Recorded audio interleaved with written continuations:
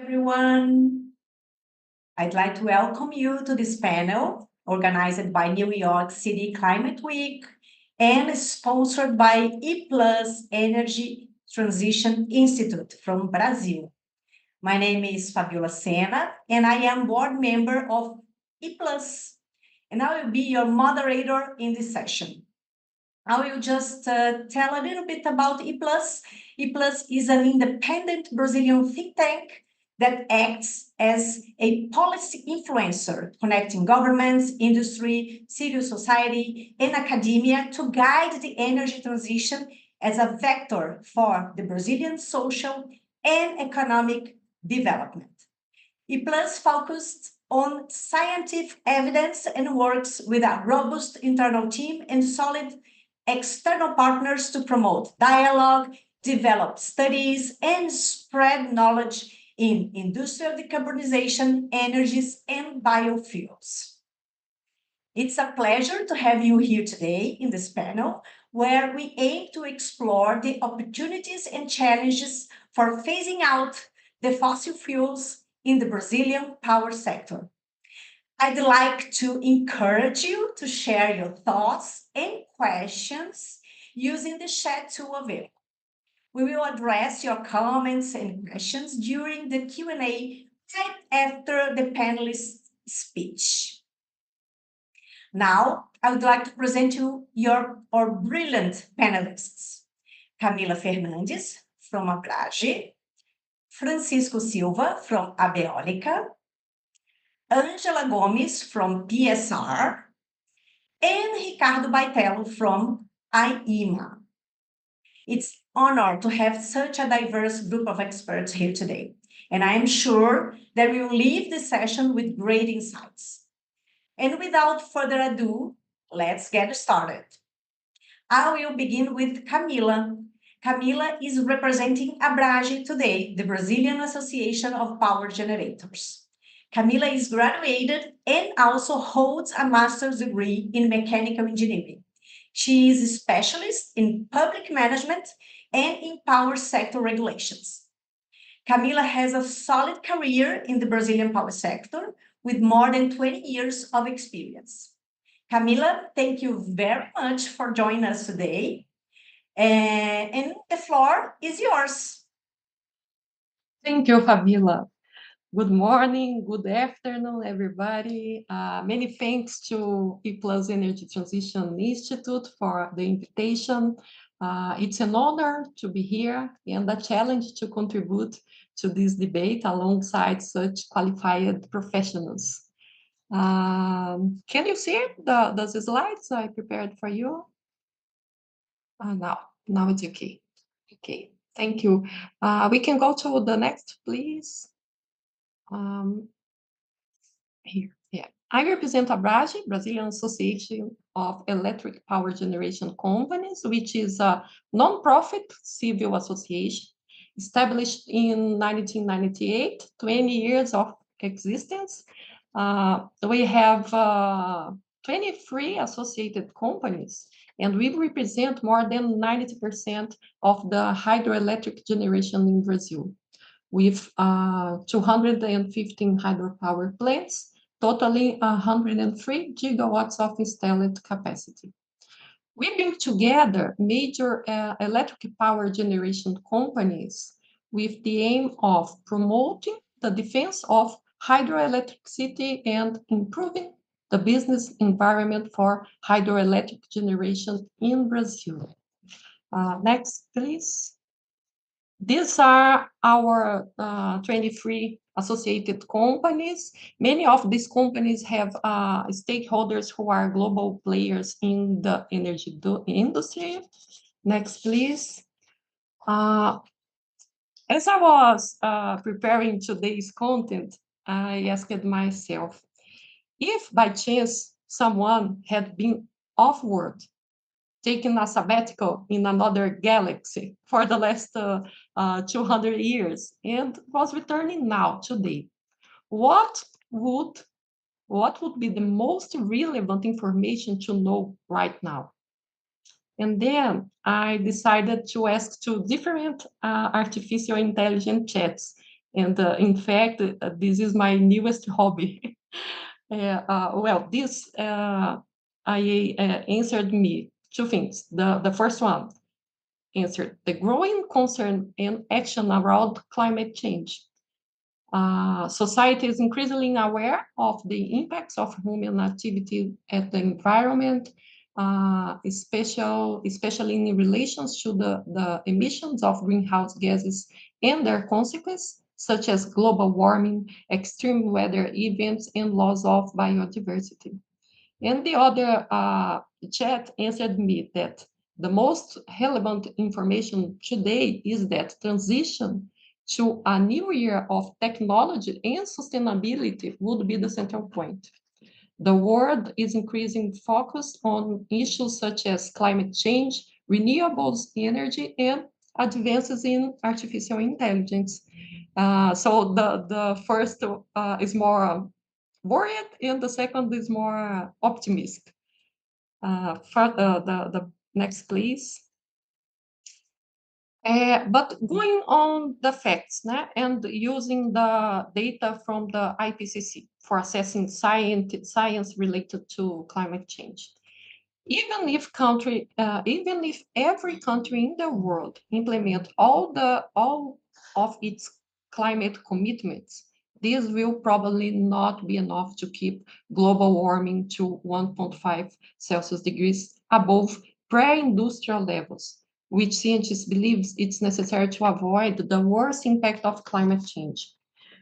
Current climate adaptation efforts are also scarred and leave some of the most vulnerable communities aside. And if the planet gets much hotter, we could see reversible change to some ecosystems around the world, which would be catastrophic for people and all the biodiversity that depends on them. So we have to hurry. Next, please. Uh, and going to these informations and mentioning the theme of this panel and the provocation about the opportunity for fossil fuel phase out, we come to the idea of energy transition. And in very simple words, the energy transition can be understood as a process of shifting the world's energy production and consumption from fossil fuels to renewable energy sources. The goal is to reduce greenhouse gas emissions, which are a key factor in climate change. Next, please. And the main motivation for energy transition can be listed as climate change and environmental policies, new renewables and competitive energy sources, oil price volatility, and geopolitical threats. And the objectives are reduction of GHG emissions, energy supply security, and affordable energy price. This last one is very important. Um, and some political and geopolitical reasons are also present in this content. I can say here about energy autonomy. Countries relying on the fossil fuel imports aim to decrease dependence through local renewable sources. Technological leadership. Governments invest in renewable technologies to become global leaders. Global influence, political stability, and external pressures like the international agreements that global climate change expectation push countries to implement cleaner energy policies. Next, please.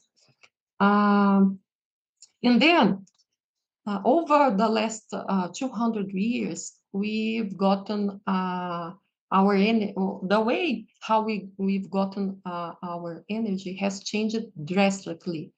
And we can see this in this image.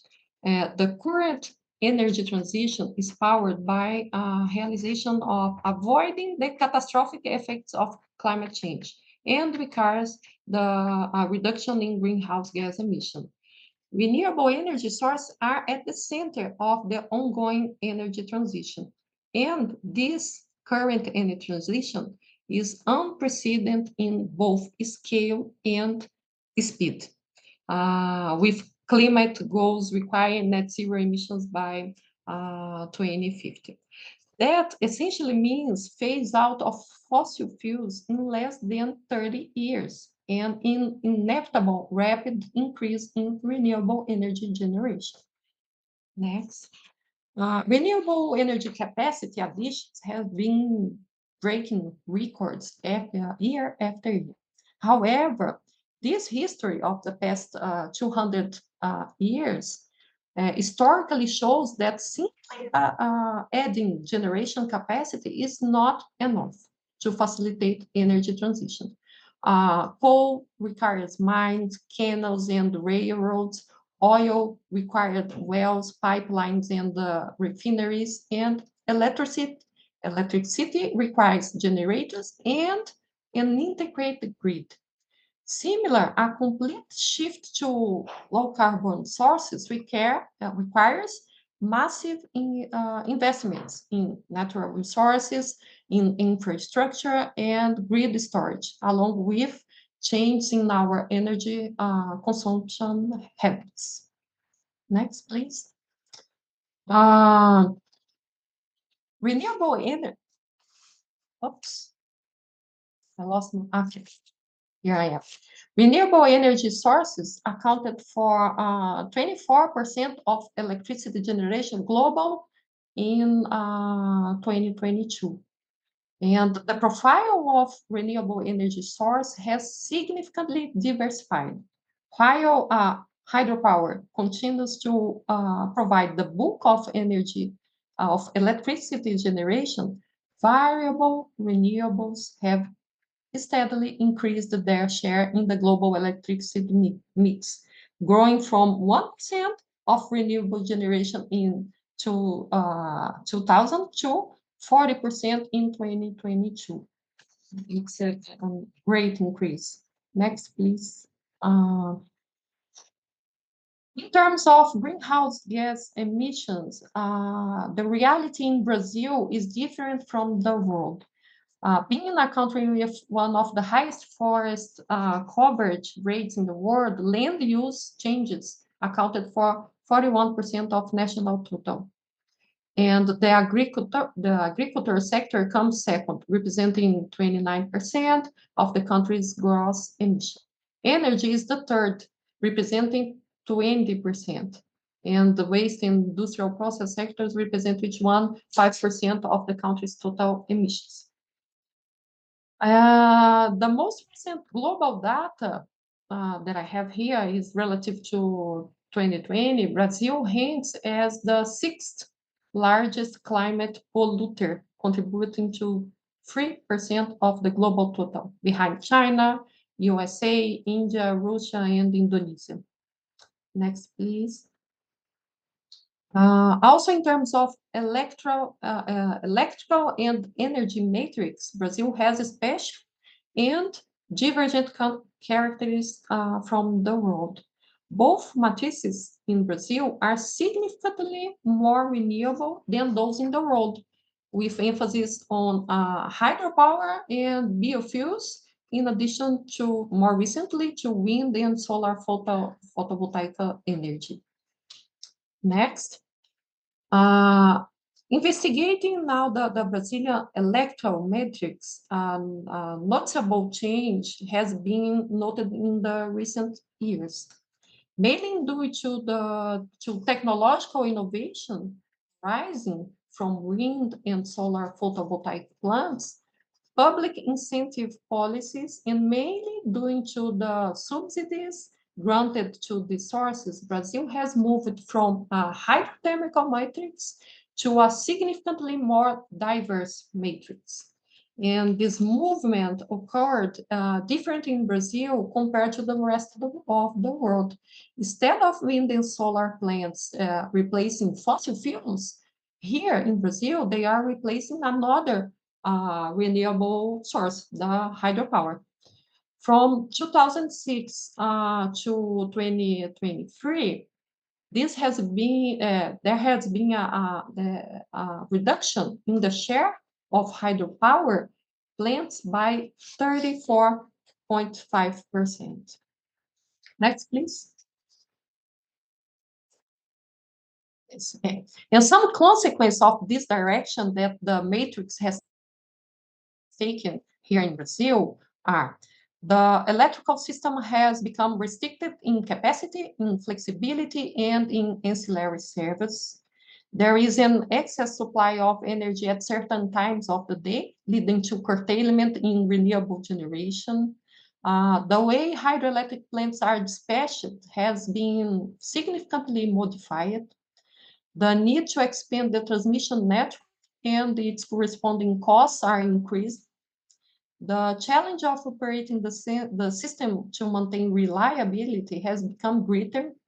And the last uh, point I bring here are the costs. The cost of subsidies for investors and for consumers of both wind and solar energy, mainly solar photovoltaic energy, have become unsustainable, impacting tariffs for social vulnerable consumers and increasing energy inequality. Next, please. Uh, Here, we observe a real and recent day of operation of the Brazilian electric system, with each curve here, each curve representing the actual generation from different source, hour by hour. So we have here the orange curve are the hydro generation. The yellow curve is the solar photovoltaic. And we can see here the incredible amplitude of hydroelectric generation. At this day, 38.6 gigawatt meter in a few hours.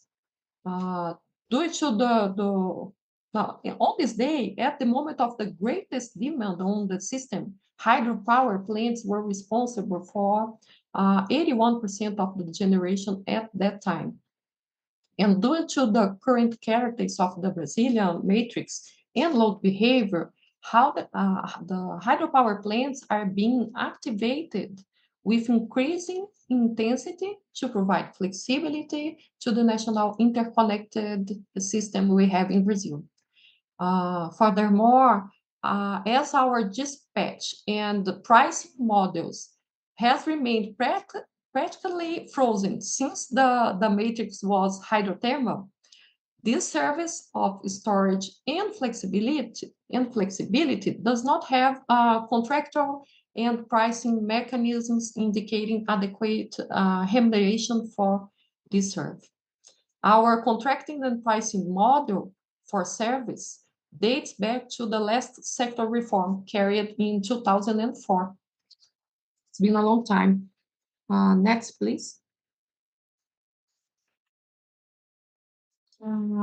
I therefore present here for you some a list of benefits and the importance of hydropower plants here in Brazil. And the first one is providing energy security and reliability for the system. The hydropower is a clean source with low levels of greenhouse gas emission. This technology enables energy storage and flexibility, provides various services for the electric system like energy, capacity, storage, flexibility, and ancillary service, provides peak load supply at affordable costs. The other alternative are thermal, fossil fuel thermals. Uh, the hydropower plants are self-sufficient and support for the national industry to manufacture equipment and build these projects, generating employment and income uh, here in the country. They are long useful life. We have in Brazil some plants, some hydropower plants that have been in operation for more than 100 years. And the hydropower enables multiple uses of water resource, not only for energy production, but for flood control, drought mitigation, irrigation, tourism, human and animal supply, navigation, aquaculture, and so many others. Next, please. Talking about the future of hydropower, according to ARENA assessment, the hydroelectric source has been assuming a new role in the context of energy transition, and this is happening in Brazil. We can attest this. Uh, ARENA says that investment in hydropower needs to grow fivefold from 2018 levels to achieve the Paris Agreement goals. And they suggest that to meet the climate goals, hydropower installed capacity, included pumped storage, should more than double by 2050. The next, please. And according to the International Hydropower Association, hydropower is the largest single source of renewable energy, with pumped storage hydropower providing more than 90% of all storage energy in the world.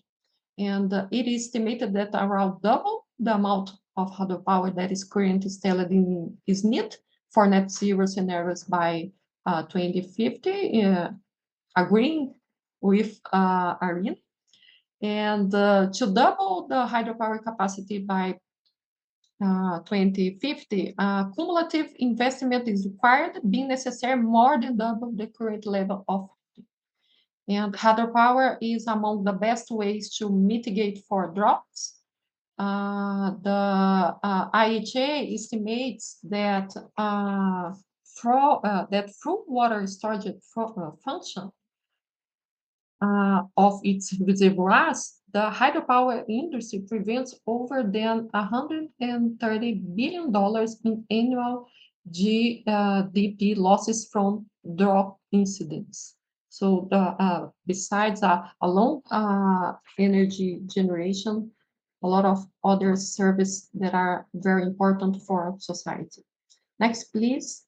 Um, in Brazil, talking about opportunities for hydropower growth in Brazil.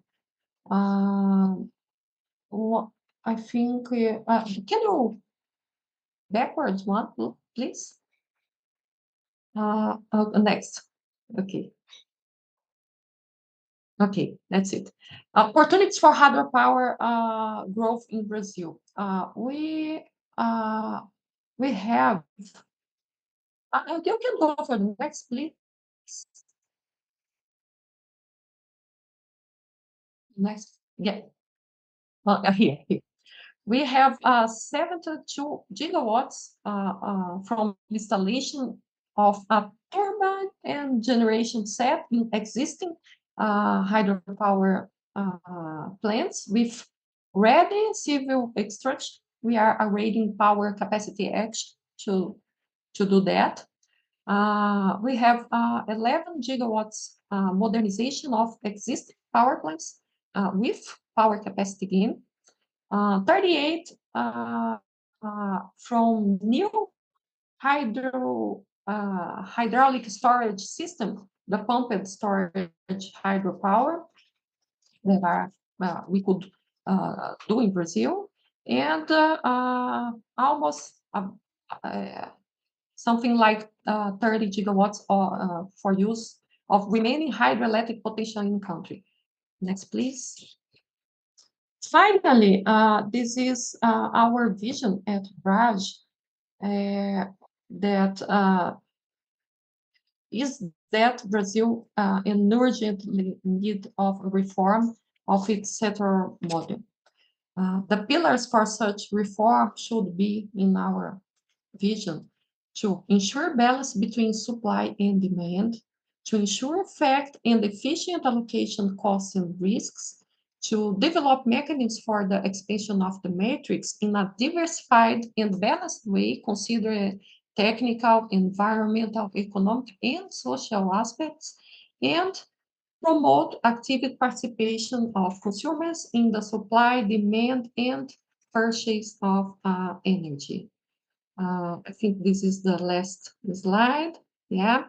Thank you very much for your attention. Thank you, Camila. Very interesting presentation. The hydro ramp is wow. It's really impressive. Well, let's save the questions for the Q&A. Now I will present our next speaker, Francisco from Abeólica. Abeólica is the Brazilian Association of Wind Power, and Francisco is economist. He holds also an MBA in business management and is a specialist in government relations. Francisco has more than 20 years of professional experience in the Brazilian power sector. Francisco, thank you very much for joining us today. The floor is yours.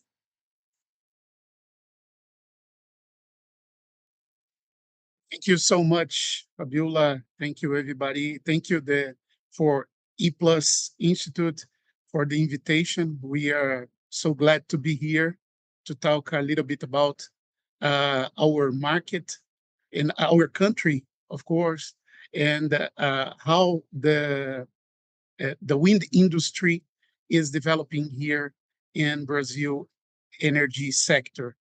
Uh, I think that first of all, I would like to mention that I love the presentation of Camila, especially the beginning of the presentation, because she talked a lot about the energy transition that we are facing in the whole world.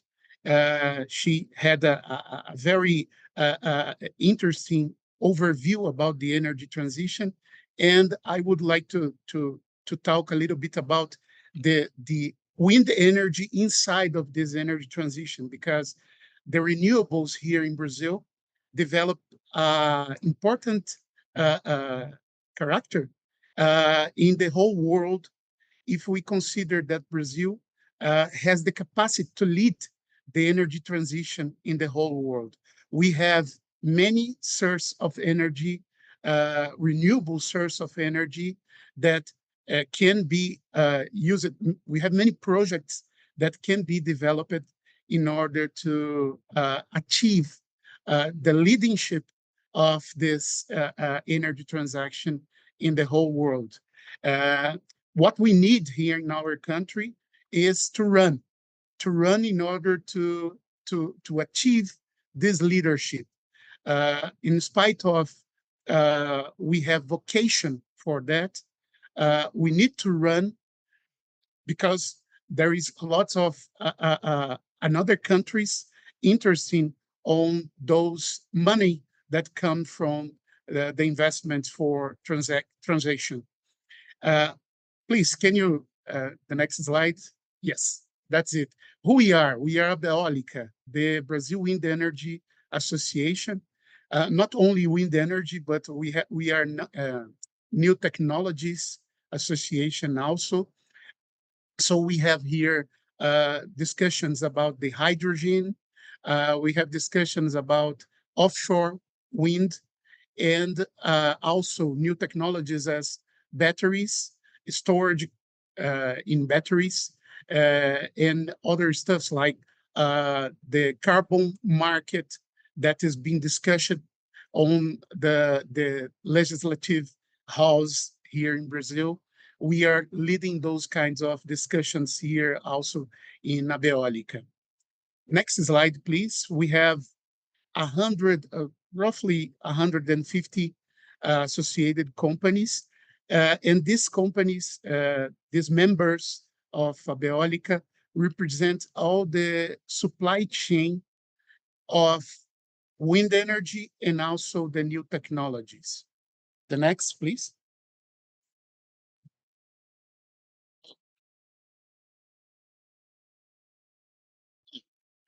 You can put in the next. When we talk about the wind energy on the global contest, Brazil is in a good figure of this world context. It's because if we consider in accumulated capacity, Brazil has 3% of the world wind capacity, and considering just the last year, 2023, we were the sixth on the ranking of wind installed capacity. It represents 30.45 gigawatts. And when we consider new installed capacity, uh, last year was an amazing year because Brazil did a record of new installations of wind farms with 4.8 gigawatts installed just in 2023. In spite of we had this record, it's important to remember that this record that we did in 2023 is part of the projects that were contracted years before.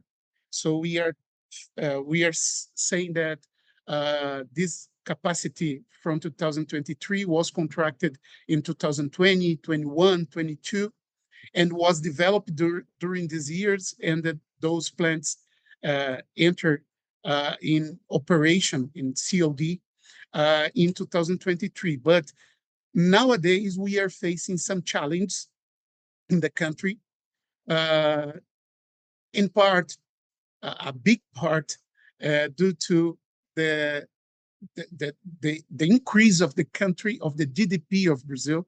We had the crisis, especially in 2014, 15, 16, and until now we didn't have the recovery of this crisis.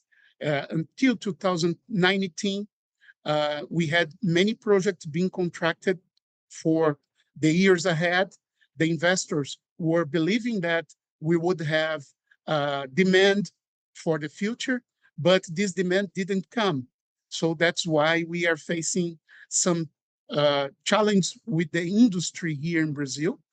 80% of the production of wind here in Brazil is from national companies, and those companies are facing challenge to achieve new projects in order to lack of increase in the GDP that affects the energy consumption in the country.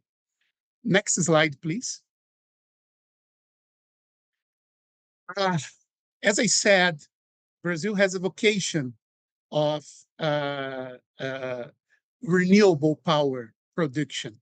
It's because we have here one of the best winds in the whole world. If we see here, the global average of capacity factor in wind in the world is 36%. In Brazil, we have 50% of capacity factor.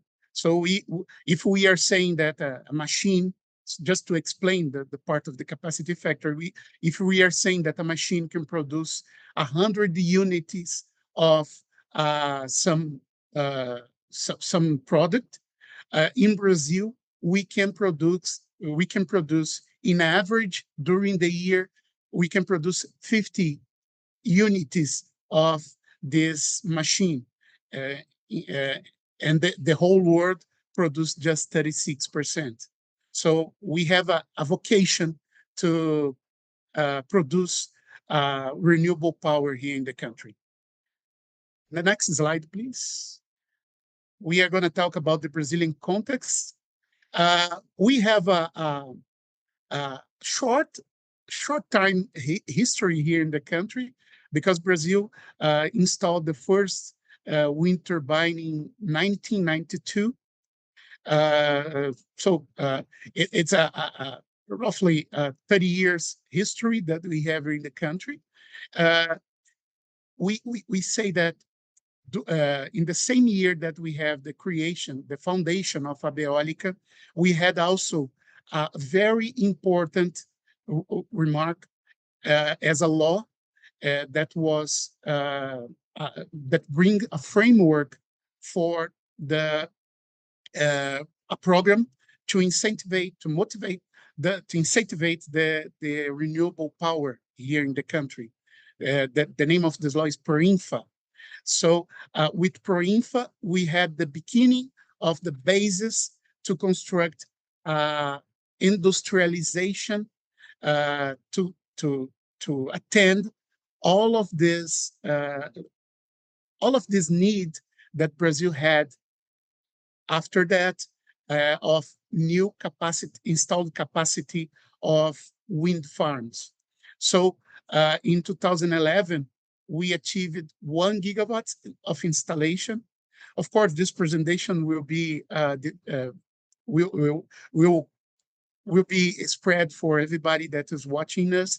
So that's why I'm not gonna talk about every point here, but just the main importance here's 1 gigawatt in 2011. We had 10 gigawatts just 5 years before in 2016. We achieved 10 gigawatts of installed capacity. And we are talking here in 2024 of 32 gigawatts of installed capacity. And most of that, as I have already said, is industry that produce and generate employees here in the country. Is a nationalized industry that we have 80% of nationalization index here in Brazil. The next slide, please. Oh, I think Camila have already shown the Brazil electrical matrix. So I just gonna spotlight here that, oh, can you go back? I'm gonna just spotlight the numbers of wind. We have 32.4 gigawatts of installations. It represents almost 16% of wind farms producing the electrical energy here in the country. The next. Oh, I think we are facing some problems here, technical problems, but I think it's okay. Yeah. No, the next. Yes, that's it. When we consider the energy matrix, Brazil is an important player in renewables because we have 49% of renewable power being produced here. And 51% come from non-renewable. So here we have a huge, big sector of transportation. So that's why most of that is dominated by oil in the energy matrix of our country. The next, please. And when we look at the potential that we have for wind, onshore wind, and of course, offshore wind, that we don't have offshore here in Brazil until now, but we have a huge vocation of offshore also. Most of the installations of onshore wind in Brazil is located on the northeast region of the country, but we have around 10% of the wind farms being installed in the south region of the country also. And we have in the whole in the whole country, we have capacity to have good winds and good projects for offshore wind. The next, please. And then when we look at the states of Brazil, now we can see we are talking just about the onshore wind installations. We can see the state of Bahia, the strongest wind green in the map that we have on the left. It's the country that has the biggest installed capacity of wind, and they produce most part of the wind here in the country. And they are followed by the Rio Grande do Norte, that is another state from the northeast region of Brazil. The next, please. And now we can see, as I said, we have 32 gigawatts of installed capacity. Sorry, 30 gigawatts. We had 30 gigawatts of installed capacity in 2023. And 2024, we are facing that we are going to install around 2 gigawatts of new capacity. And our expectation is that we could install 22 gigawatts of new plants between 2025 and 2030. Uh, of course, this capacity is part of our portfolio that we have in the country. And uh, we depend on some conditions to happen in order to viabilize this portfolio. We depend on the increasing of the country. The GDP must increase, the energy consumption must increase, and we are get to put this portfolio in the country. And also, we are facing some challenge with transmission lines, but I'm going to show that in the next slides. Please, the next. Part of our investments in the country. I'm going to pass this slide, please. The next, please. The other one. Oh, yeah, that's it. When we look at the wind capacity, the characteristics of the winds here in Brazil, we see that we have one of the best winds in the whole world, because these winds, most of them is in a part of the world that it's a equatorial wind. This wind is very constant, so we don't have big bursts. And this is part of the success of winds here in Brazil. The low volatility of these winds is another important characteristic. We have great wind speed here in the country, more than 8.5 meters per second of wind speed as an average in the whole northeast region of Brazil. And also, we have a good forecast possibility with this wind. The next, please. And this is part of one of the answers that we want to do here. We have capacity of complementarity of the wind farms here in the country with another source of energy. So when we compare the wind farm installed with a hydro, we can see that a hydro has an inverse seasonality. When you compare that in an annual basis, we have an inverse seasonality with the hydros. So when we have the dry season here in Brazil, we are having the good season of winds, especially from July until November of the country, we have the dry season, and it's the best season of winds.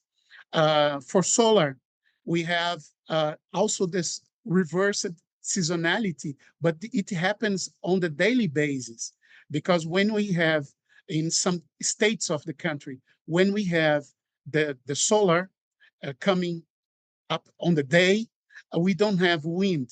And when we goes to the night, start the big wind here in some countries. So we have a good seasonality in order to put these plants together.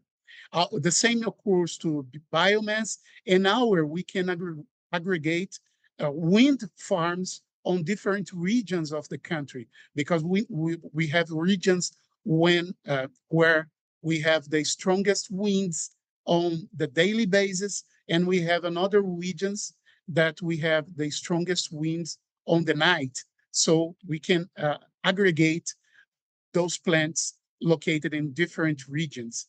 The next, please. Oh, here is almost the same as a hybrid project that we have here, wind and a solar project. During the months, we can notice that we have a good combination between those sources of energy. The next. I'm almost finishing here. The next, please. Oh, just to show some numbers, uh, uh, with the increase of the next slide, please.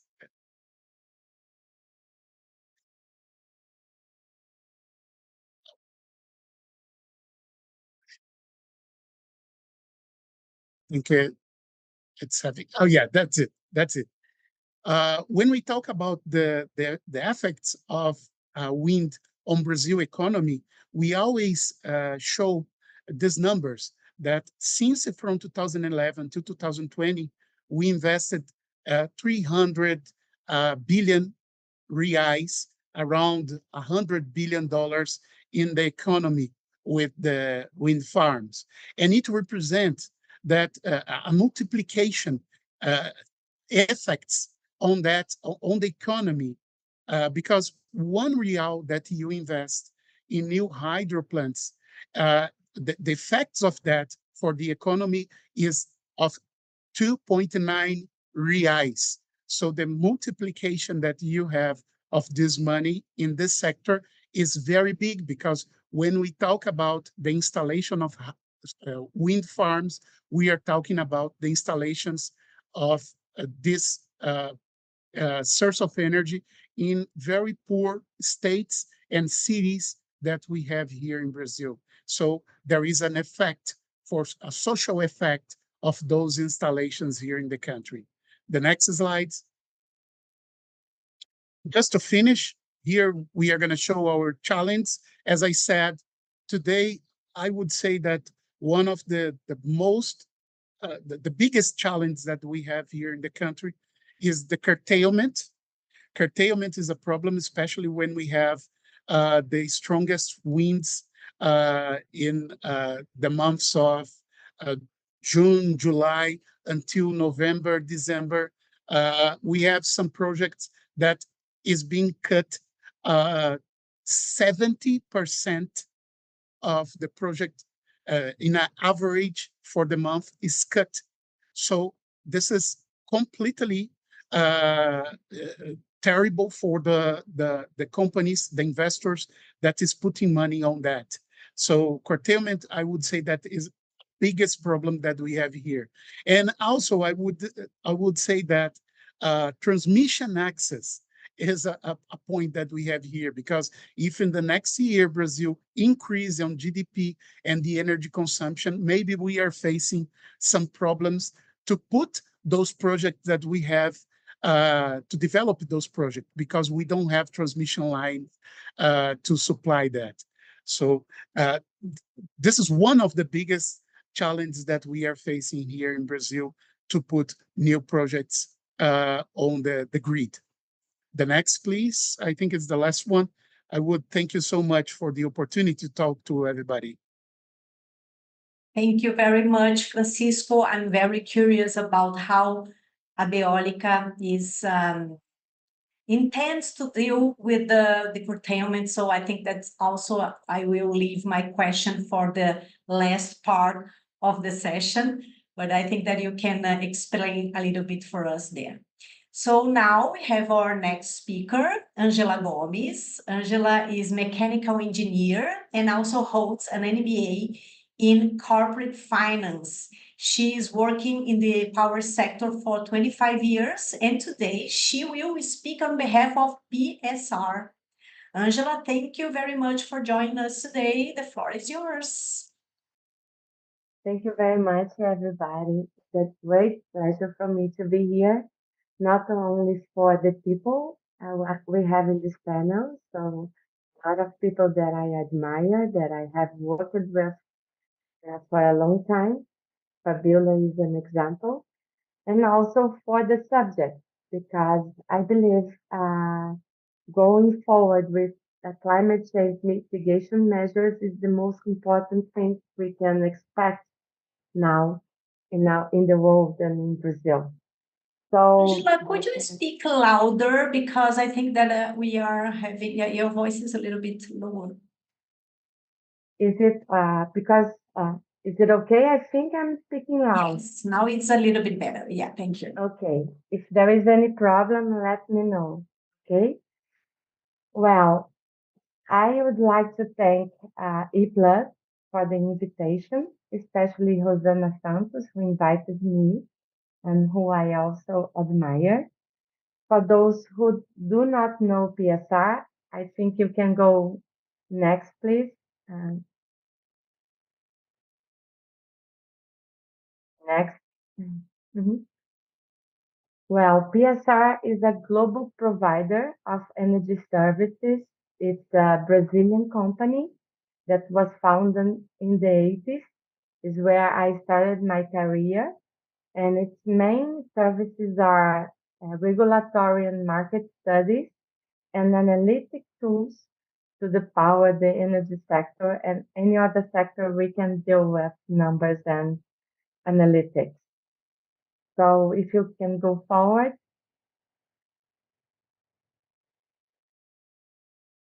one more. Okay, one more. Mm, I think Camila and Francisco gave a great view. I will try to complement their presentations. First, well, bringing the bad news that the new normal is here to stay, and unfortunately, will get even worse. Those pictures are from Brazil in the recent past. One of it, which are the fires that are happening right now. So we had a big drop in the Amazon basin. We had this year the worst flood the country has ever faced in the south of Brazil with huge losses to people and its economy.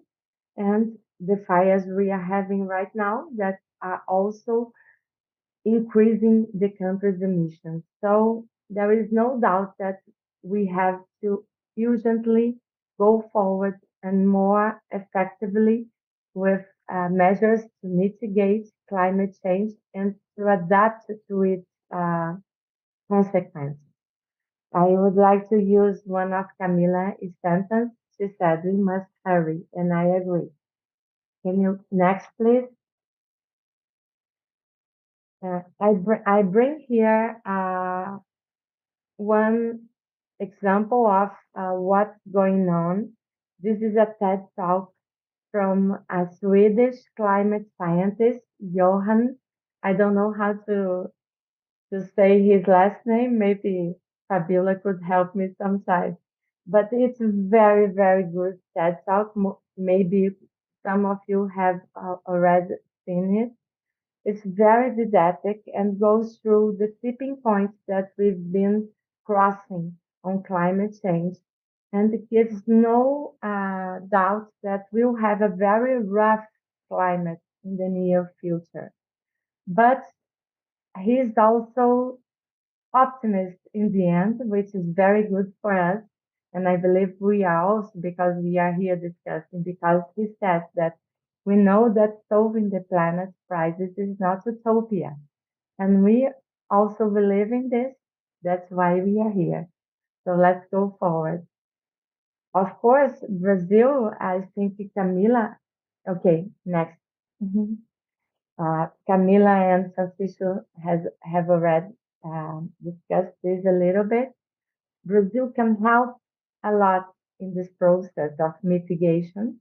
First, it has to decrease deforestation, which is main cause of emissions, has to put a big effort on this. Although we do have a very clean compared to the old energy matrix, we can make it cleaner. We can increase the use of biofuels. We can electrify our transport and industry and reduce their emissions. And we can export green goods. We can export green fuels. We can export green products like green steel that ePlus has been working a lot over the past months.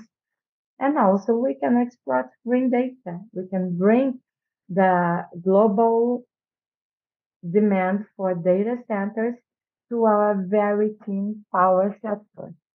I will say something that my colleagues have already said, but This on the right-hand side is a picture of the G20 countries, and Brazil is by far the most renewable electricity matrix among the countries. We have this huge reservoir, hydro reservoir, 60% of our matrix. They are beloved because they are able to bring wind and power generation and to give them flexibility in operation. We do have, like Francisco said, a very gift on wind. I think we have one of the most capacity uh, factors in the world. And we are roughly 50% of capacity factor on onshore wind, which is superb. So yes, we have to take advantage of our nature goods and go forward, decarbonizing the country and helping the world to decarbonize, right? So next, please. Well, this is something that Camila has already shown in terms of energy. While the country is emissions, more than 70% of their emissions is from the energy sector. In Brazil, it's only 17%, mostly due to our power matrix, which is very renewable. Next. But there is an attention point here because we do have very huge hydro plants. When we do have a hydro crisis, our emissions in the power sector increase. This is an interesting example from 2021 hydro crisis we had. As you can see, the emissions in that year almost doubled in some months because we had to turn on our thermal plant. So yes, it's an attention point.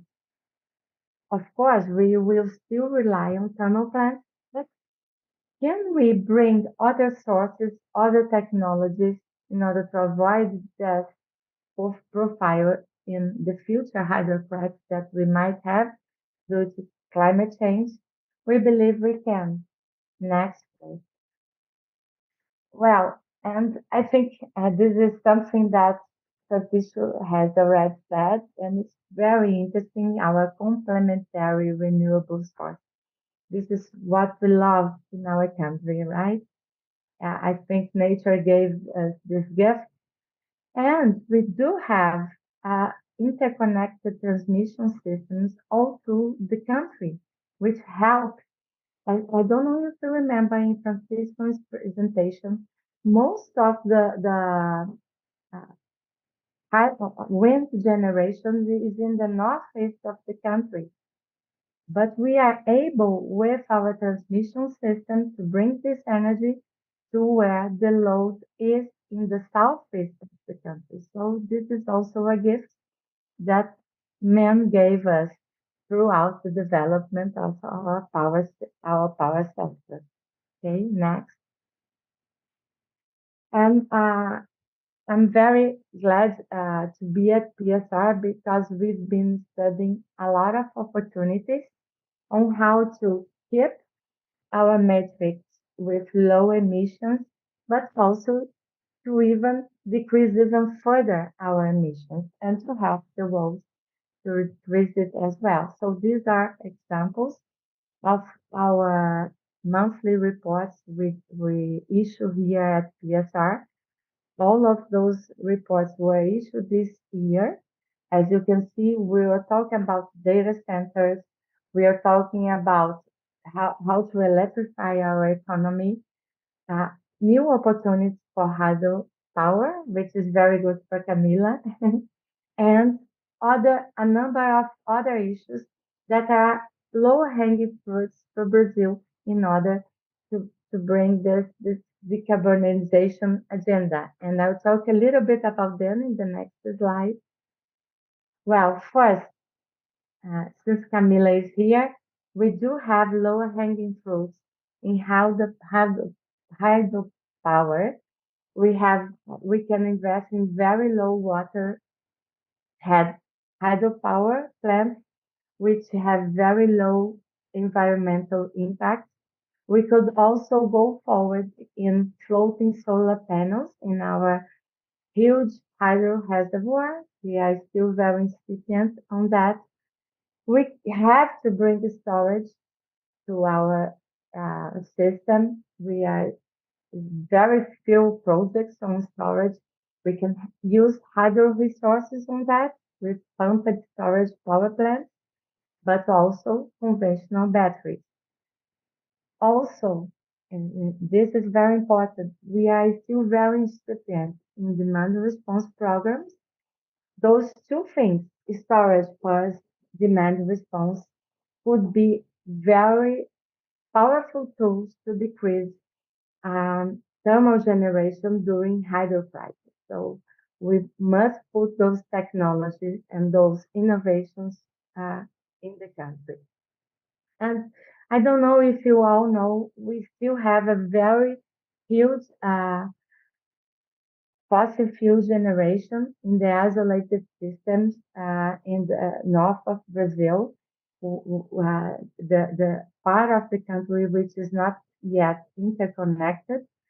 So we have roughly 3 million people living there, and those thermal plants are very polluting and expensive. So we must take advantage on the lower costs we do now have for renewable sources and try to decrease fossil fuel generation in this region.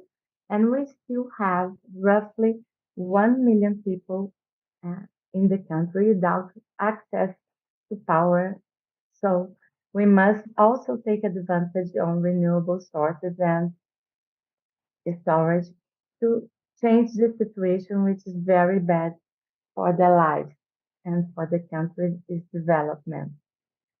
Go forward and and well, we do not live with only opportunities. We have also our big challenges here.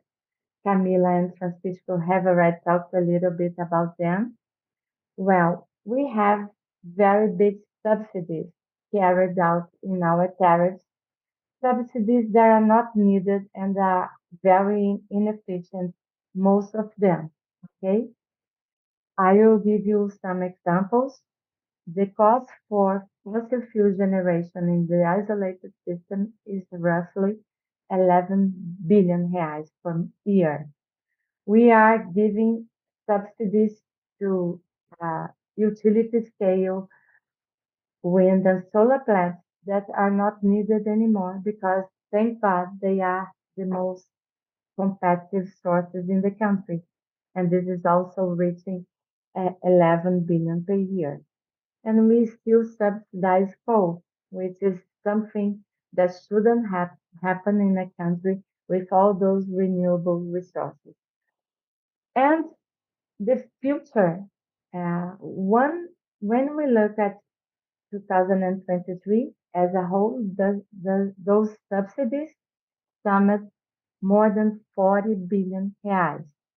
And the future will be even worse. I'll give an example on distributed generation. Well, there is a very big subsidy for distributed generation in the country with the net metering system. And this is making the source grow exponentially. For example, installed capacity in 2020 was 5 gigawatts, and now it's 33.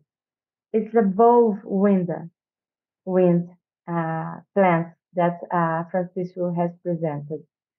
And the cost of these subsidies, which was 7 billion reais last year, will be roughly 11 billion reais this year, and will be even more next year. So what this is making us get into a vicious cycle. Next, please. But it's not only this, unfortunately, because we do have very big threatening measures coming from our lower house. And I bring you an example.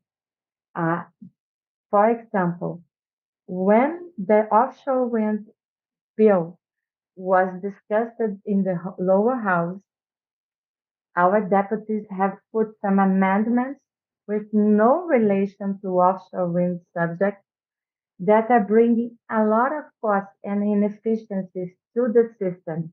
This bill is now in the country's Senate for discussion, and we really hope those amendments will not be approved, and they can approve the core of the bill, which is related to offshore wind, and will help this industry to develop in the country.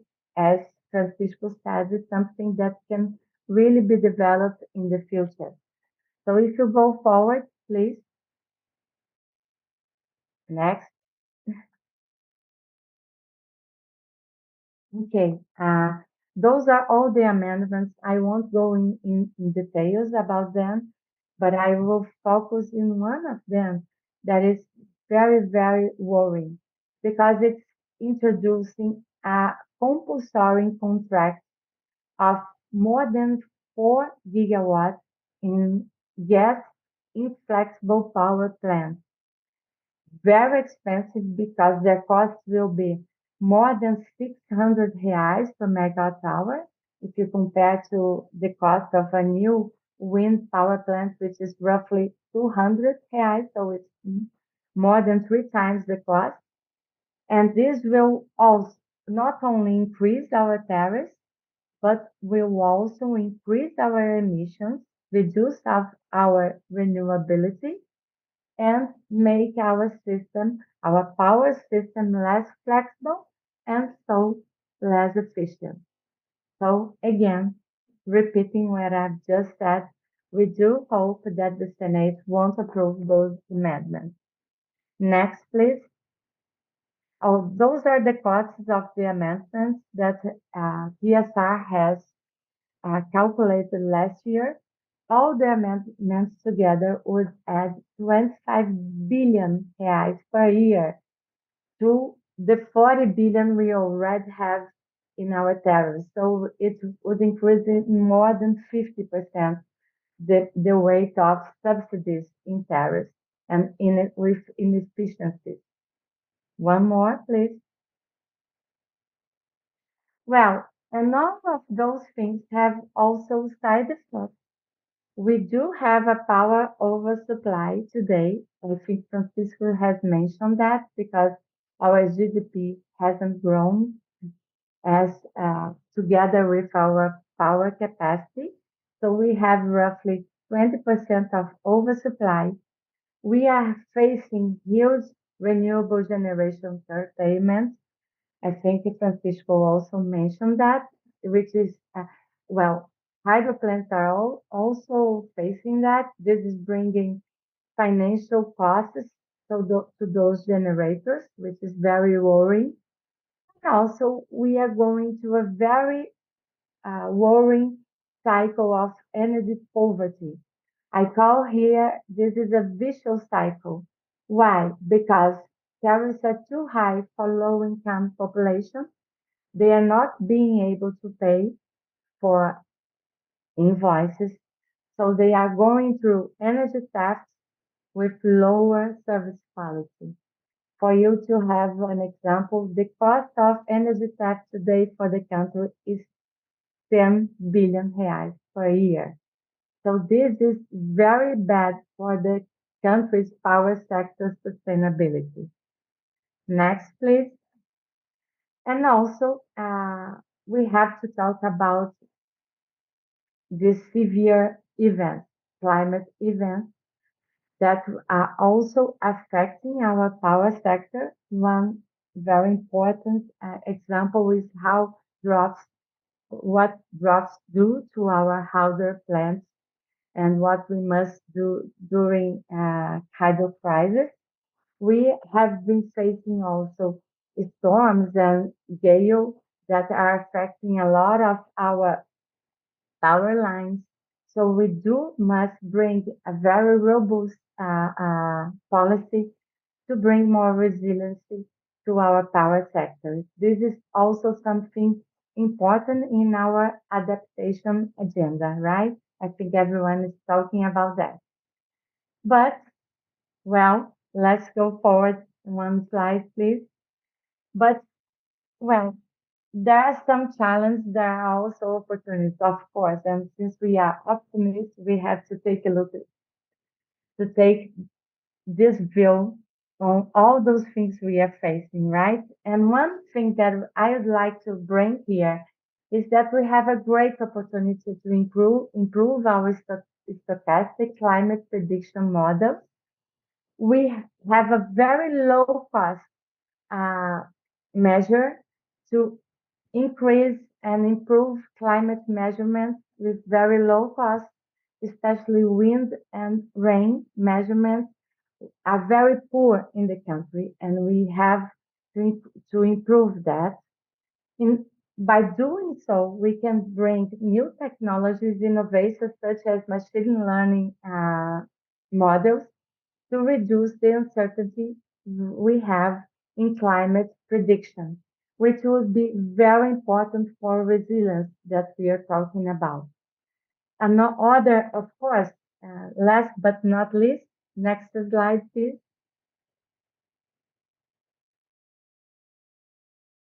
Well, the main topic of our agenda here today, the regulatory framework, right? We have a lot of opportunities. I think Camila and Francisco have already talked about that. And this is just an example that I brought from one policy paper that we have helped writing with Light and Sabri. And at the end, we bring a lot of policy recommendations, but all of them, Fabiola knows that have been in place in the sector for a long time now. So it's not, no, none of them are new. And I'd like to focus on three, as examples here, strengthening regulatory agencies. The country is facing, yes, a governance risk, and in the center of this risk is the need to strengthen ANEL and all the country's regulatory agencies.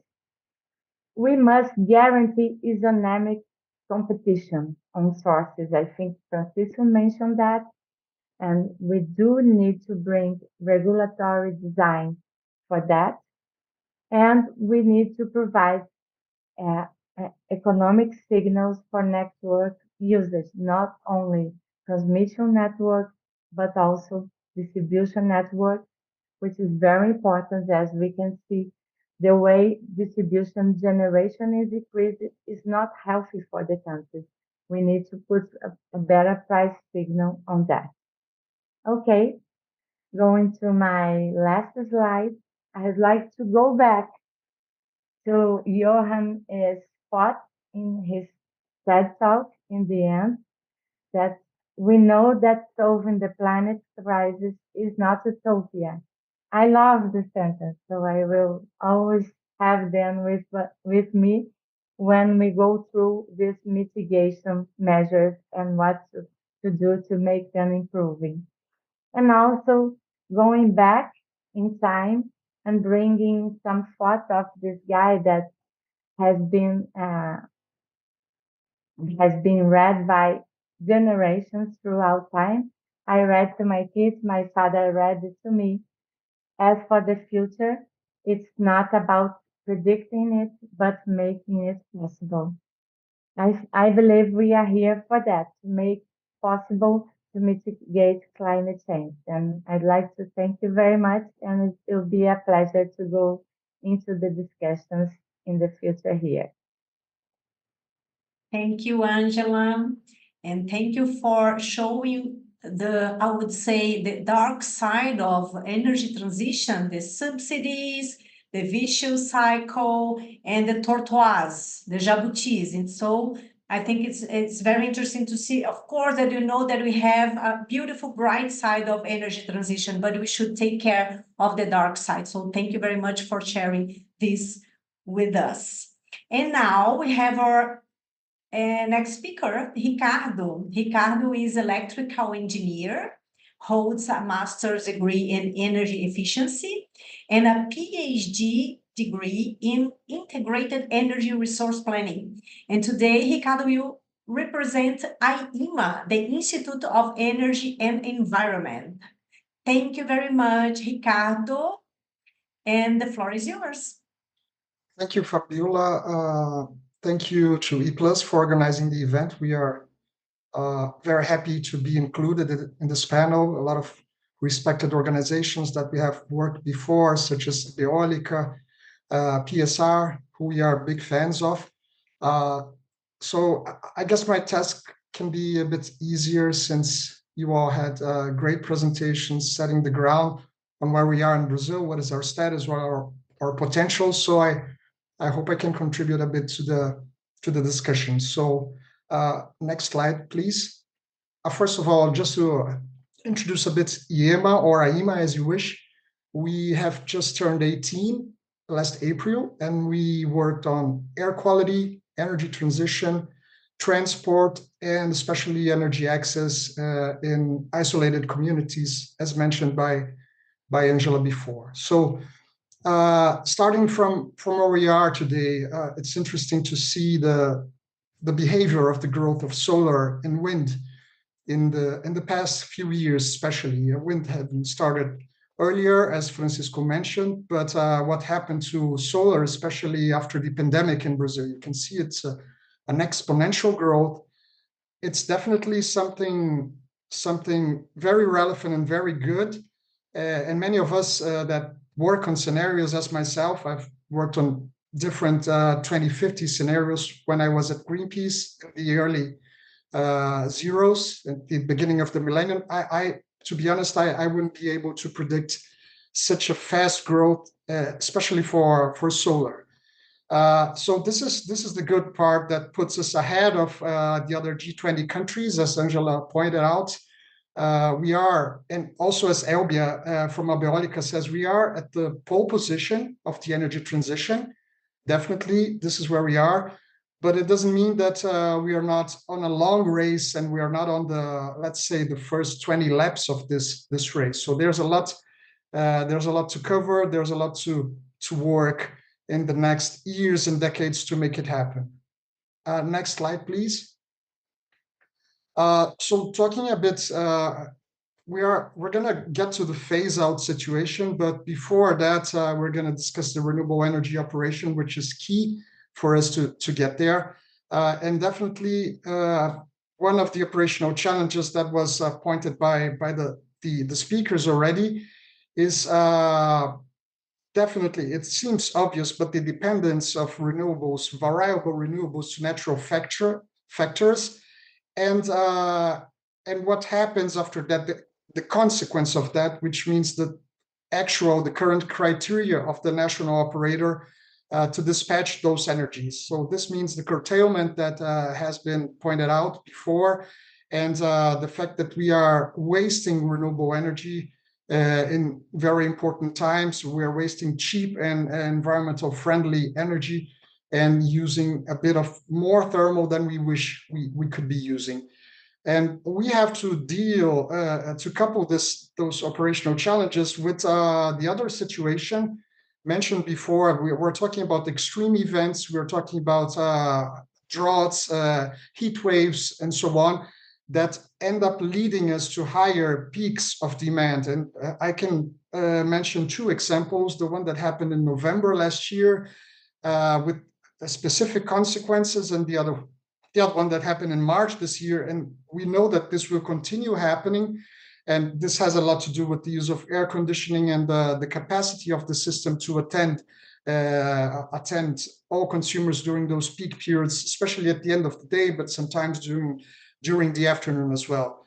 And along with that, just adding a few topics to the great presentation that Camila did before, Definitely, we can see by the national balance of energy, the record that we see in the past 15 years, there's been a reduction of hydro production, a steady, while the other renewable sources as wind and solar grew, we see the hydro production stagnant since at least 2009. And this has to do with a lot of factors, but this means that hydro doesn't play the same role that it used to play before. So we need to think on how hydro can be more effective, or what are the other sources or technologies that we include to make the matrix, keep the matrix renewable, but keep it also reliable and robust.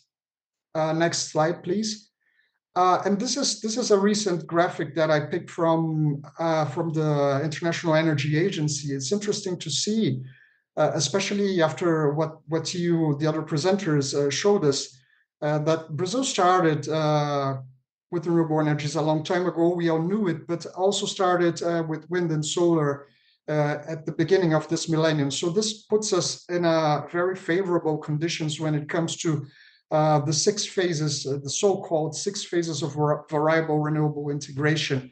IEA puts us on the last phase out of 6 phases, where we already have a good margin, a very important and relevant margin of reliable energy resources. And we need to tackle specific situations where the load is bigger, and how do we attend this in specific hours of the day or months of the year. And it's important to mention as well, I forgot to mention on my second slide, we do have right now, if we sum up wind and solar, we have around 77 gigawatts of installed capacity, and this means 33%. So out of every gigawatt, 1 is coming from solar and wind, and this is a lot when we consider them variable sources. Next slide, please. So discussing the opportunities and challenges to phasing out fossil fuels, I'd rather use opportunities. I'm usually an optimist, and I believe that when we discuss phasing out fossil fuels, we are discussing increasing renewables. Those 2 elements are on the same page. So this is why I'm going to focus mostly on the solution, or how we can increase renewables and integrate them better, than focusing on the, so to speak, problem of the fossil fuels in the power sector, in the power matrix. So the first one that was already mentioned before, the jabutis or the tortoise, is the gas lobby in Federal Congress, coming in different fronts, coming through mandatory thermal plants that are included in a recent law from 2021.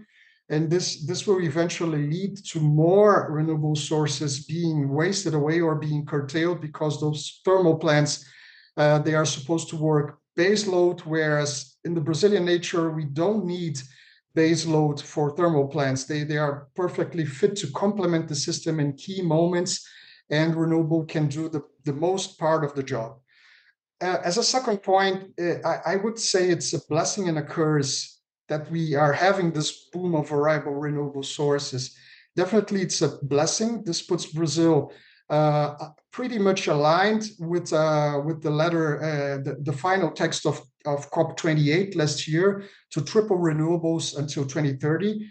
Out of the G20 countries, I can say that Brazil is the one that is closest to this goal, but is leading us to the curtailment of variable energy sources. And this is definitely very bad for the industry, very bad for investors and entrepreneurs that have projected their energy and their profit, and now are losing a lot of resources on that. The other point that was also mentioned, and that's usually left a bit behind, is the low prioritization of demand side management and efficiency actions. So we are talking about the large scale consumer, the industrial consumer, but also about the residential consumer that could have a bigger role, since we are discussing challenges to energy, especially at the end of the day and beginning of the afternoon. We could address the electric shower, which is a big situation in Brazil, and have a bigger priority, bring back the priority that we have on solar heating, not only on solar PV systems, but also on heating as a way to address the demand problem that we currently have. The next one is affordable and scalable renewable dispatchable energy. I think that this may sound polemic, and we are looking mostly at the system, at transmission, wind and solar that are the cheapest and scalable sources. But sometimes we are forgetting to discuss biomass, which is a renewable dispatchable energy that could have a bigger role, had a bigger role in Brazil around 10 to 15 years ago. And I believe that they do have a big role to complement this matrix that it's important to notice will keep growing, since electrification is a concrete trend both for industry or for public transport and other sectors. Well, restructuring the power sector is the big challenge, where we will be able to address a few hurdles related to the costs that the sector attributes to energy service, and especially related to the costs that the consumer pays on the energy bill that was already addressed. And then, I mean, there are dozens of points, but I chose to pick up only those 6 ones. I would point the last one as the high costs of fossil plants to consumers.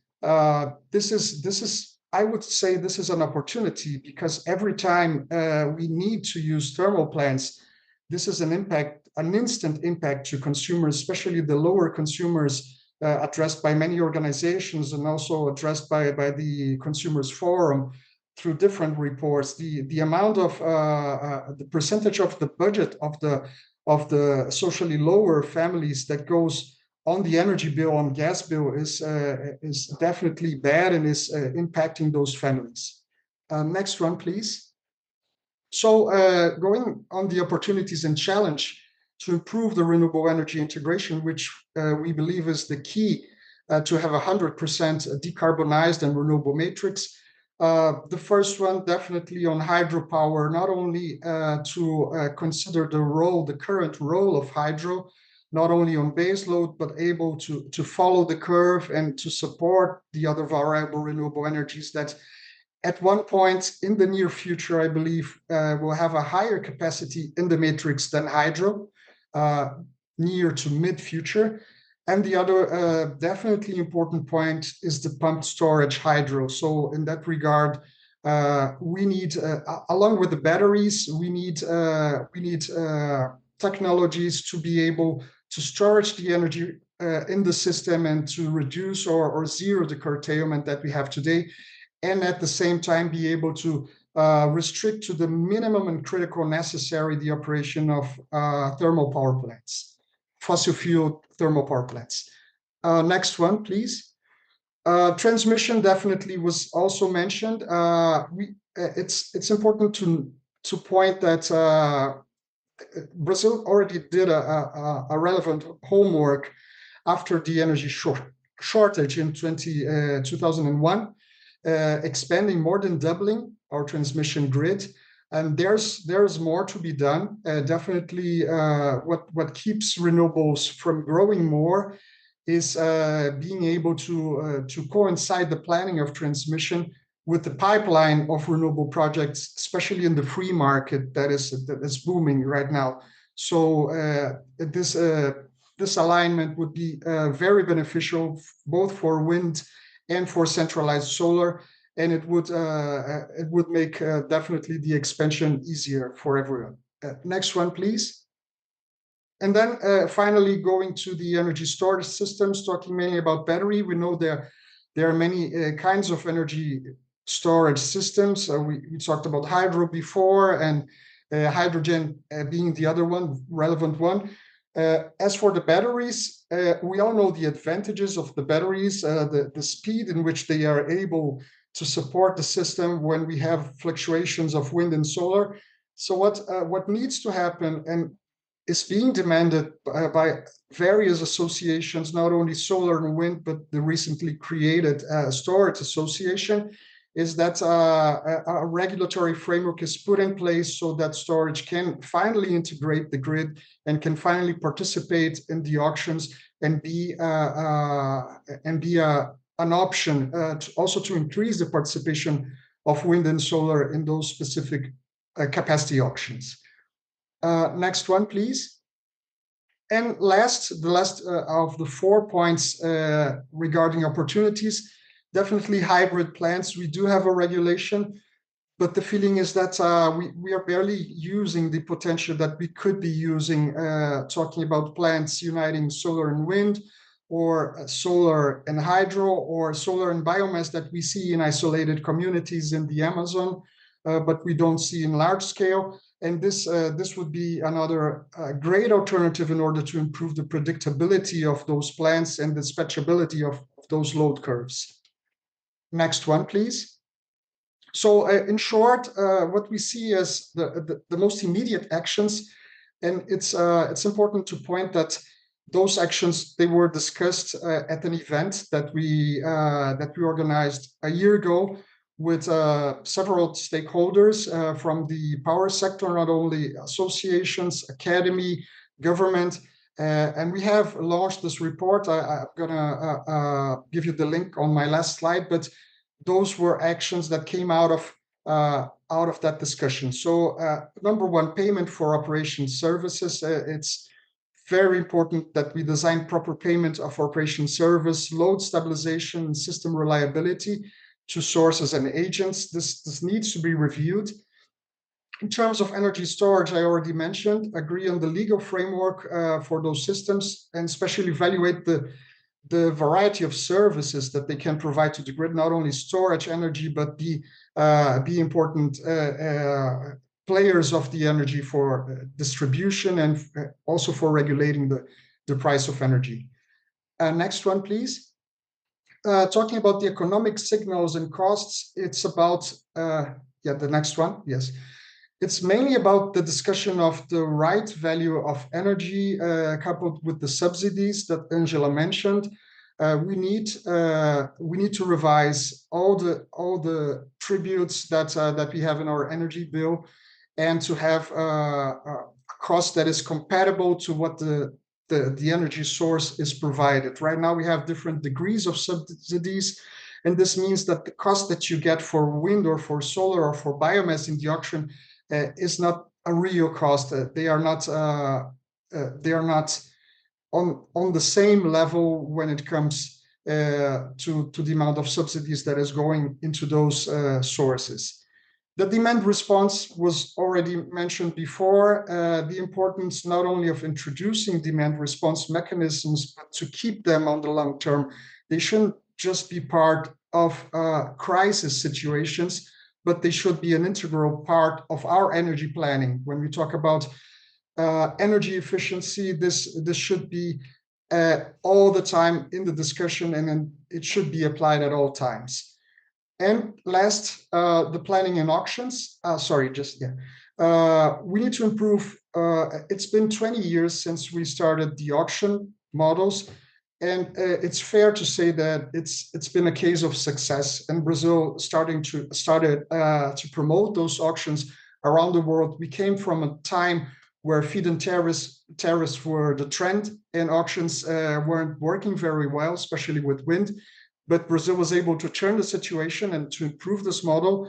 And now it's time that we improve this model once again, and talking about the criteria to those auctions, and also improving the models for the renewable generation forecast, so that we are able to hire better the plants that we want into our system, and to have a better balance of sources. Next slide. So thank you very much. I hope it made sense. This is the link to the report that we launched on the integration of variable energies, and we are available for questions. Thanks again. Thank you, Ricardo. Makes a lot of sense, I would say.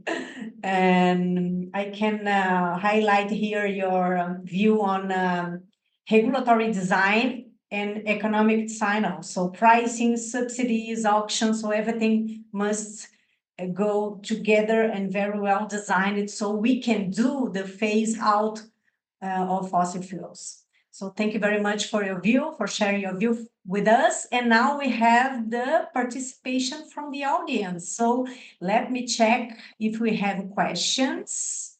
Yes, we have. So the first one is from Solange Davi to Camila.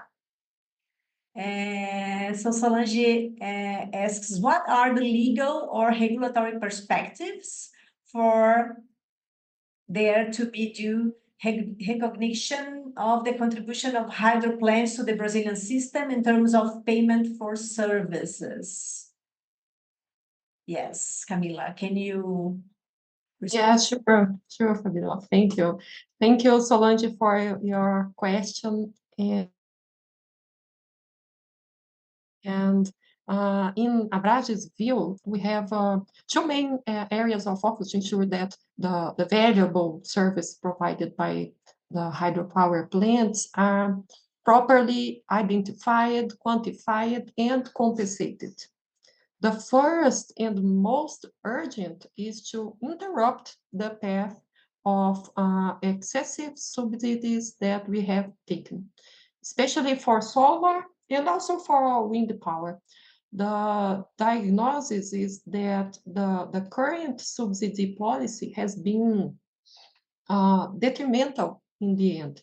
It creates a large artificial advantage for some types of energy. It deteriorates the market competitiveness and inhibit the necessary investments to ensure energy security. These policies are not justified in economic or social terms and triggers risks to electrical system while imposing costs to end consumers, especially to the poorest. I don't remember if I mentioned, but in 2024, 4.3 times more subsidies were allocated to wind and solar sources than to assist extremely poor consumers with their energy bills in Brazil. As Angela said, and I agree, we are facing costly and inefficient power tariff subsidies, and it's time to stop. And yes, dear Fabiola, subsidies that increase energy inequality may be the dark side of the energy transition. And the second focus is on improving the country's pricing models. Also, Ricardo said something about it, but the hydropower, hydroelectric plants are already playing a new role on a daily basis in Brazil. And this is reality. And this is one of the important reasons that the current sector model needs to be reformed. And it still considers a hydrothermal metrics from 20 years ago. Therefore, the supply of capacity, storage capability, operational flexibility, the ancillary service should be recognized as products and service provided and consequently need to be remunerated. And we must, I think, enhance energy pricing mechanisms so that the attributes of each source are fairly valued and compensated. To do this, we urgently need to improve our computational models to align them with the system reality. We also could use our, Ricardo mentioned that too, we also could use our successful auction model through competitive process to contract all these products and services, not just for new resources, but also for the existing ones. Even better if we eliminate this differentiation between new and existing resource. And Ricardo said that we are a blessed country in terms of renewable energy. I agree. And I would say that our challenge is to deal with this abundance with responsibility. That's it. Thank you, Camila. We have another question here. I think that is for Francisco. Ricardo Pereira is asking why wind energy is not as explored in the coastline of Pará, the state of Pará, the north of Brazil, as it is in the northeast of the country. Yeah, it's a good question, but actually we have a national wind map of Brazil. We have some institutions that make those kind of maps, and we can see that Pará has capability to have some wind farms, especially in the coastline of the state. But of course, we need a politic willing to do this kind of things also. We see most of the states in Brazil that are the leaders in wind energy production. They started many years ago doing the map, the atlas of the wind atlas of those states. So I remember, for example, Ceará was one of the first states to make the wind atlas for the state of Ceará, the whole state. So the governmental state, they started to measure the potentialities that we had in the whole state, and after that they started to talk to the investors that there was a good capacity to invest in that state. So what Param need to do is the same, is to measure the wind that they have, to make an atlas of the state, and after that the investors will be willing to invest in that state. I would say that for Ricardo. Thank you for the question. Thank you, Francisco. If I may complement, I think that it's not only a matter of the natural resource. We need also, let's say, a bigger investor condition to do so. So we need taxes, we need the licensing, environmental licensing, we need a lot of things. So it's not only about the wind. We have other things to put in the bucket list to have a wind power plant. Thank you very much, Francisco. And now we have another question from Flavio Nogueira. And maybe I think that Ricardo can answer with Angela, maybe, I don't know. It's just a suggestion. Flavio is asking what's the view of the speakers about the use of smart grids to enable the storage of energy in hydro reservoirs of energy generated from solar and wind sources. Maybe you can talk a little bit about the benefits of smart grids, if you can do so. Yeah, thank you, Fabiola, and thank you, Flavio, for the great question. I think smart grids, it's relevant to say that with the modernization of grids, we'll be able to have a much better access of information on where we are consuming the energy, especially to educate the residential consumer, not only him, but the large-scale consumers.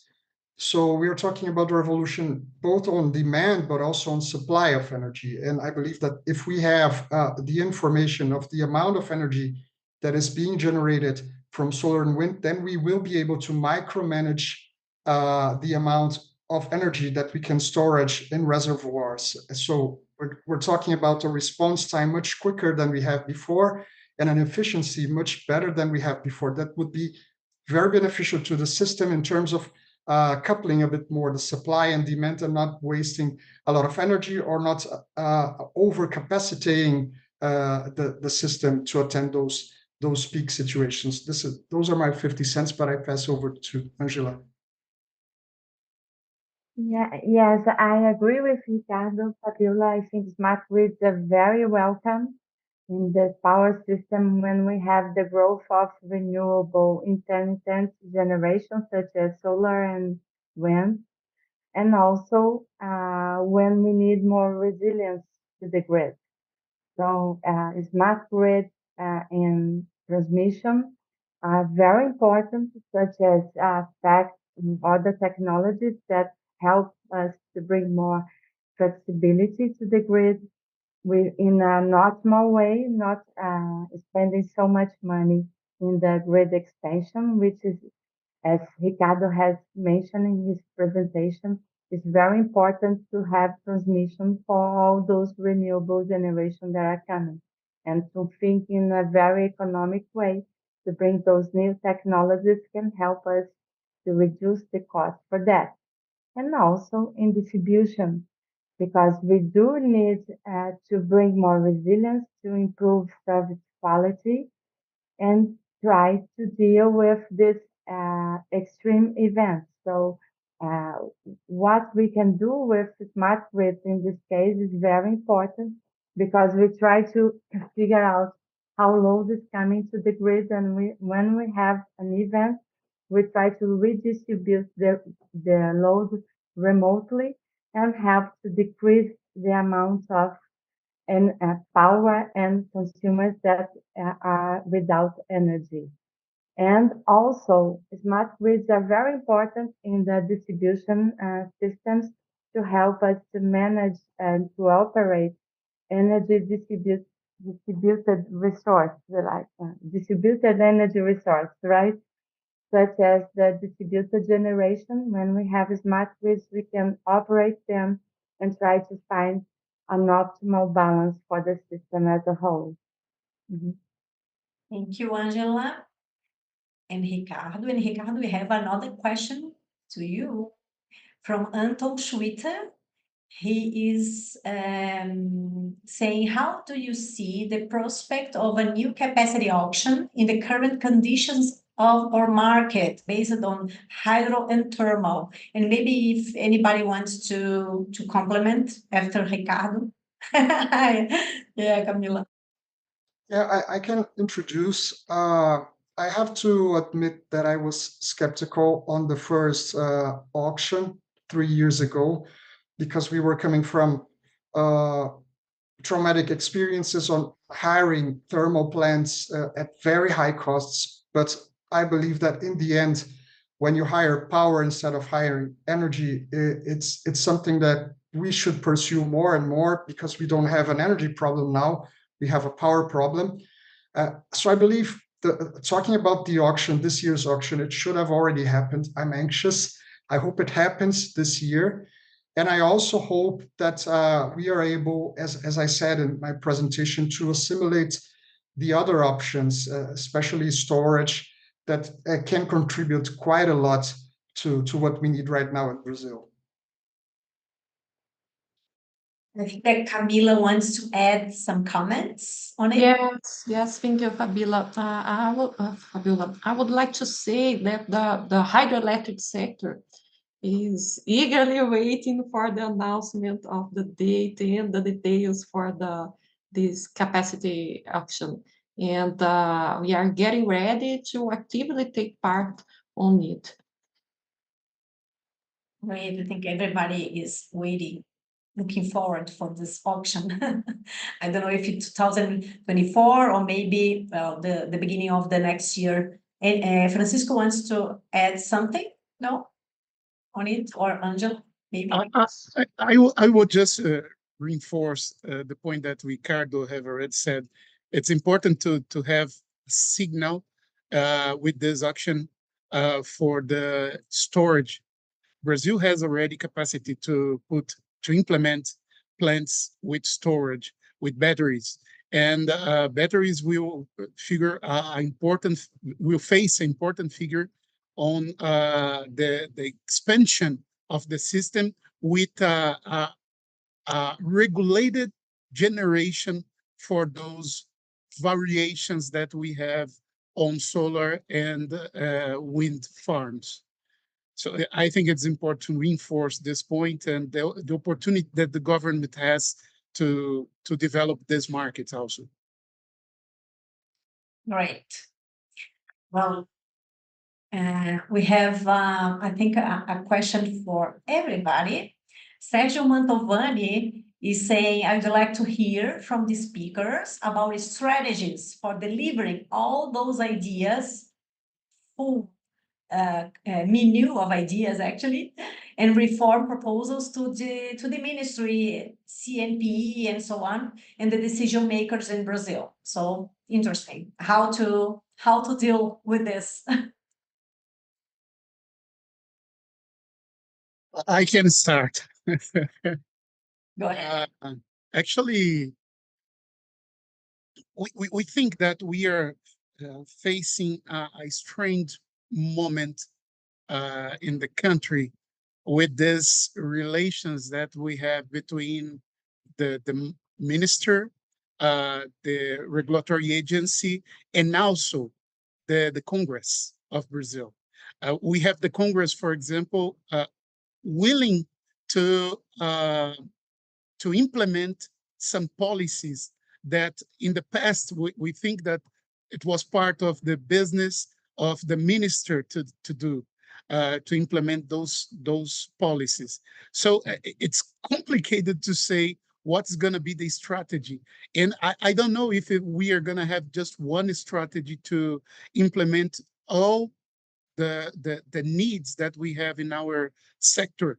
Maybe we are going to need to have many strategies to achieve all these parts in the governance of the whole sector. So I don't think we don't have the only strategy to implement the reform that we need. We are going to need to think on strategy for the regulation with an L. We are going to think on a strategy for the policies that we need on the minister. And also, some of these policies we will need to achieve the Congress of Brazil. So it's going to be multiple strategies due to the moment that we are facing here today. Right, Francisco. So one size does not fit all. Yes. Anybody wants to add something? I would like to add also, I agree with Francisco, and I believe the best way to do this is to use our collective intelligence. So, this is the first step. Well, we have been using it a lot, as you all know. We've been discussing the reform for a long time now. But I believe that we have tried to do back in 2016 and 17 with CP33, which was to take a look at the whole thing and try to make everything all together, was maybe very I very how do I say in English, ambitious, very ambitious, and it's hard to do it in such a difficult environment. Like Francisco said, we have a lot of stakeholders to deal with: the Congress, the executive, and the regulator.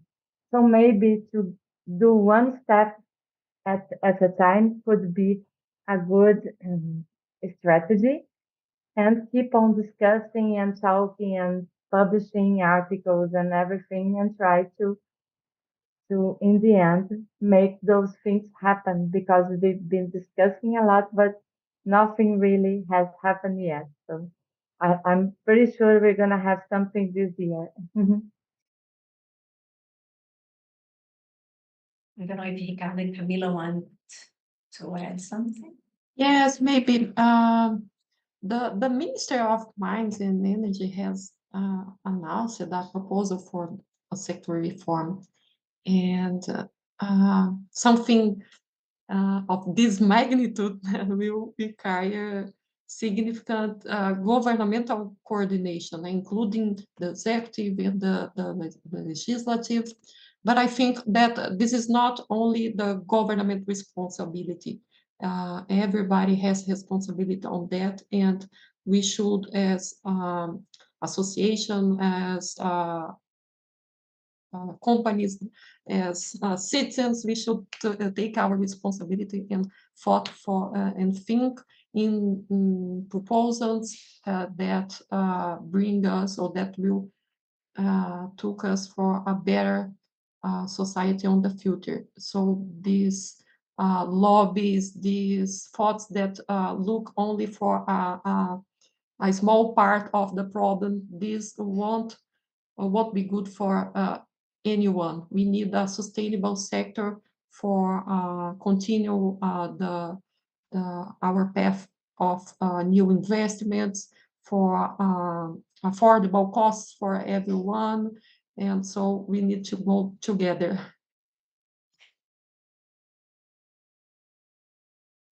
Thank you, Camila. Well, I think this is our last question, and we are approaching to the end, actually. We are running out of time almost. So I would like to thank you all for joining us today and for making this discussion so insightful, so engaging. I'd like to express my profound gratitude to you, your speakers, for sharing the experiences and all these views. And I also want to thank you, the audience, of course, for the participation, for sharing questions and comments. And I really hope you have learned with our speakers as I did, and that you leave this session with a new insight. So I really look forward to continue this conversation in the future, and have a great day and take care. Thank you very much. Bye. Thank you. Thank you. Thank you very much, guys. Bye bye. Bye bye.